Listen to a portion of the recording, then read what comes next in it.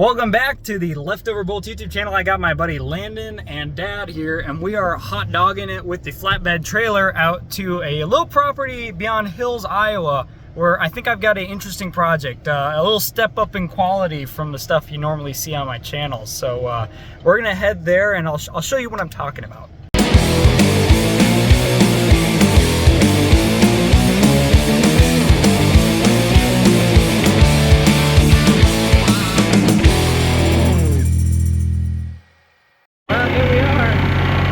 This is what it is, 66 Mustang. It's sitting for 25 years, and we're having a little bit of trouble with it. So I didn't want to film too much because I wanted to be respectful of the guy's property, and I also wanted to help dragging it out because it was a lot of work to get it on the trailer with two locked up front drums. But the story behind this Mustang is basically a contractor that my dad was using at his place, saw some of the projects that I have going on there. I'm restoring with my grandpa his 68 Chevy C20 pickup, and then I've also got a V8 swap Bronco 2 that'll be on the channel eventually. And he mentioned that he was looking for a home for a 66 Mustang that he's had for 25 years. 25 years ago, he was doing a job for a guy and took it as a form of payment when the guy didn't have enough cash to give him. And he had started, the guy before this contractor had started tearing it apart basically to do some body work, which you'll see in a second he was not really qualified to do. He was a really nice guy, gave me a great deal on the car. That's the only way I would have been able to buy a classic Mustang. So I'm super excited to take it on as my own project. But basically what we dug out of the barn there was enough parts to make it a complete car minus an engine. Originally it was a straight six car, original manual transmission, so we have that as well. And tons of spare body panels. So I've got plenty of parts to get a long way with this project before I need to source a motor to get it back on the road. But that's just kind of the general story behind what I'm pulling out of this property here. So here's what we've been doing for the last half an hour. Parts on parts on parts coming out the attic of this barn. We've got basically two of everything interior wise, and plenty of body panels and everything to make this thing pretty much whole. Oh, well, we gotta get off the trailer, so we're gonna try and beat the drums loose here.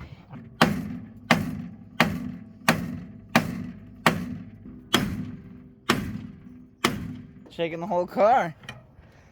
Yeah.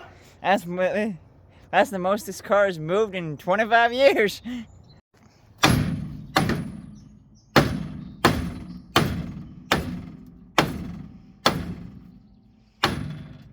30 years of rusting.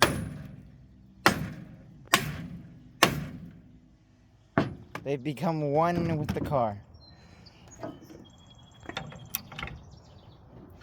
Another fun tidbit you can see here. I'll show you. I'll take the camera here. As you can tell, this guy did lovely suspension work, judging by the tie rod and that custom mount fabrication for that power steering cylinder. You know, really beautiful stuff. Yeah, this thing screams. I tried to restore it for $0 in the 90s, got frustrated and parked it. And here's the rest of the parts that came with it. I basically got a complete car minus the motor, which I might also be getting depending on if it's in another barn. We're having the previous owner check. But I've got all of the engine accessories, trim molding, a new old stock bumper still in the wrapping. I've got carburetor, a set of gauges, even though the ones in the car are brand new and look perfect. I've got a 3-speed top loader manual transmission with what I think is a V8 bell housing. So I think we're gonna plan on using that in the car. We've got a lot of old V8 Ford parts. I believe he was in the middle of V8 swapping this when he got parked. So we've got a bunch of cast iron intakes, cast iron heads. Those are probably going, but they're still cool to look at. And I know you 4-speed guys are going to be like, why not put a 4-speed in it? Well, it's the same. You got to work with what you have. Would I rather have the 4 gears? Yes. Do I have 4 gears right now? No. So we're going to use the 3-speed.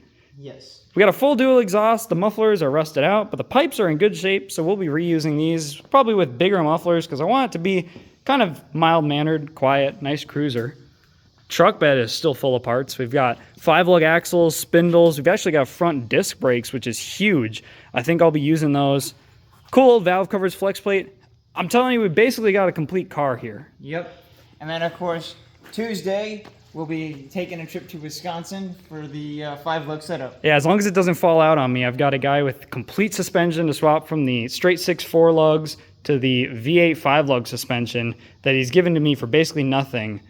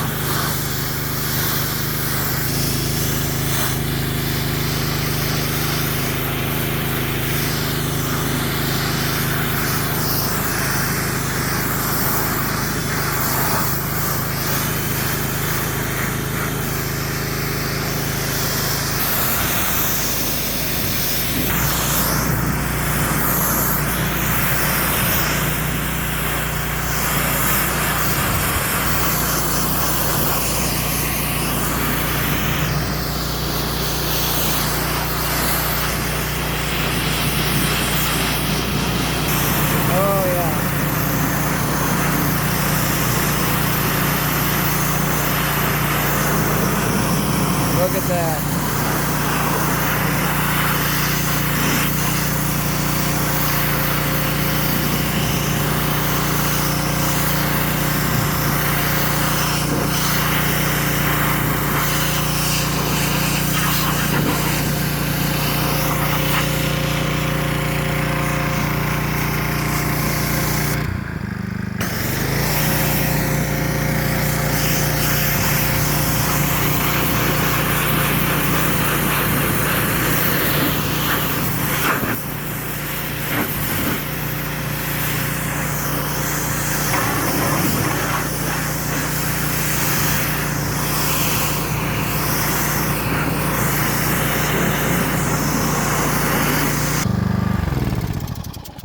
Well, it's gonna need a lot more scrubbing, but for now, A lot of it's not scrubbing. covered in 25 years worth of barn dirt.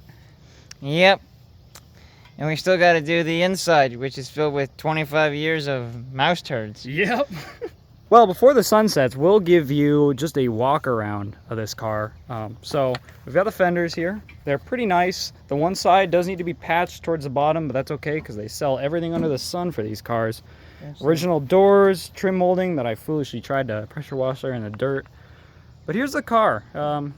Parked in the barn to do some body work, and then the project kind of stalled. So as you can see, these rear quarters they're solid. They're not full of Bondo, but the lower half was kind of sloppily patched on there and needs to be ironed out. Everything is actually pretty nice on this car. I don't know why he painted this quarter, because I looked in the trunk and underneath, and there's no Bondo or anything in it. It's just kind of surface rusted. So take a look at these floor pans.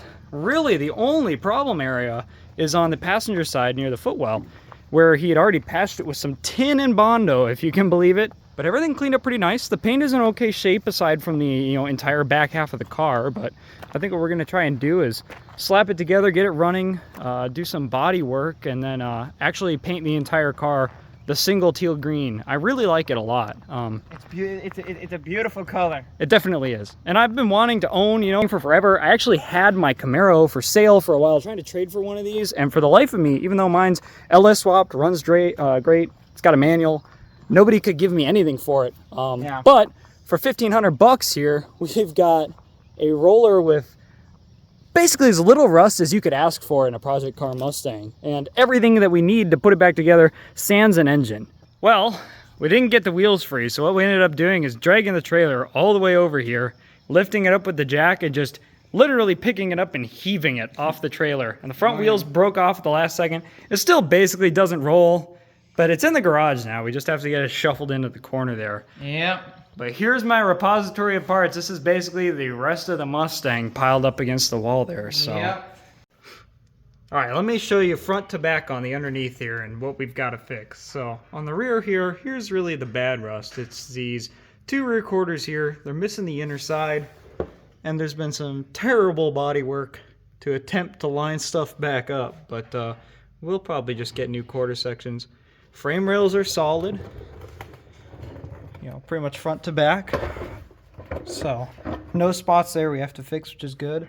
And then the pan gets really clean until you get a little closer to the front. And there's some like a drain hole that wasn't plugged and it's got some rust around it. Not a big deal at all. Here's a big problem area close to the front quarter panel, or fender I mean. This is just right where the torque box would be. It's been bondoed over, and on the top I'll show you it's got some rust through, but it's really not actually a bad area. It shouldn't be hard to patch at all. Cross members and everything look great. Front frame rails look great, so this should be a good start to a project.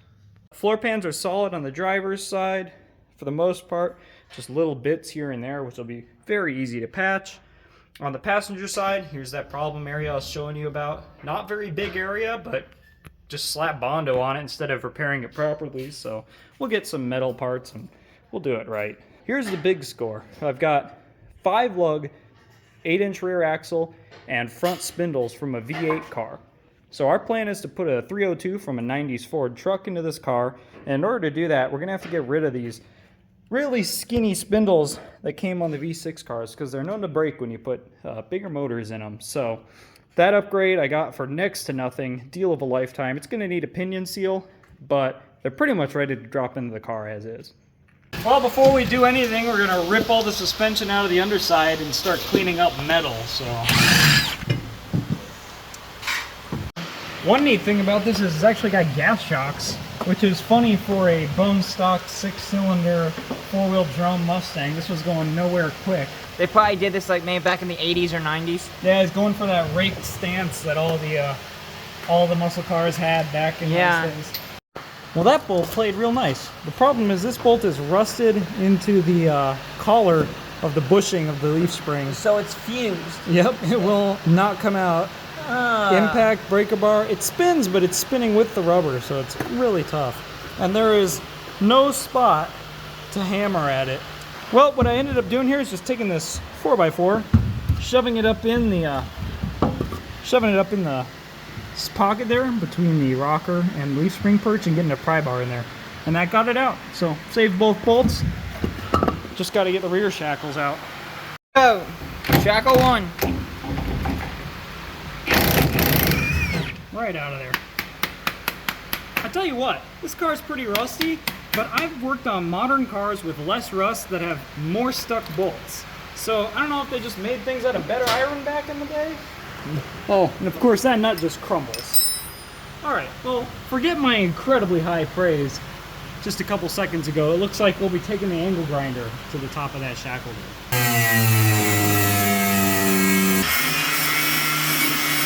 So now, if we let it out, well, we still got one shackle left here. I kind of kicked her butt, but here it is. This actually isn't that bad of an axle. It doesn't have a lot of play. It's just, well, maybe it does. But it's not going to stand up to the 302 that we're planning on putting in there, so No. It's got to come out. I'm just going to leave it there. I know I didn't get a lot done in this one, but the next episode is all the metal prep on the underside and on the floor pans, and that's enough work that I don't want to wait until that's done to put this out. Ava's making a cameo. That's all I have for this one.